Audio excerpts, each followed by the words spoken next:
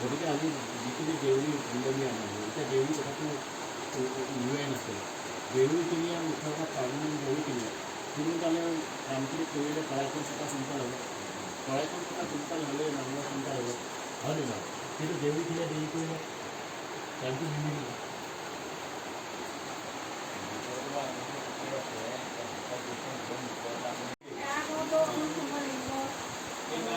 বিশেষকৈ আমি ইয়াৰ পৰা নগাঁৱলৈকে এইখিনি দূৰত গাড়ী থাকিব নোৱাৰি। যদি নগাঁৱৰ পৰা সিফালে কথাটো বেলেগ, আকৌ সেই কথাটো বেলেগ আছে আকৌ মানে ইকোপিক আহিব ফুলগেট পোৱাৰ লগে লগে তাৰ পৰা গাড়ী এখন ফুল যাব ফুলগেট পাৰ হোৱাৰ পিছতেই তাৰ পৰা আকৌ এইখিনিৰ পৰা আপুনি স্কুটিতে যাব লাগিলে সেইখিনিৰ পৰা অন্ততঃ যিটো গতি যাব লাগে তেতিয়া গ'লেহে ভাল হ'ব। তাৰপৰা সেইখিনিৰ পৰা স্কুটি তাৰপিছত পৰা এনে আৰম্ভ লাগিব পাব লাগিব। 8টাৰ পৰা এইখিনি পাওঁতে 7:30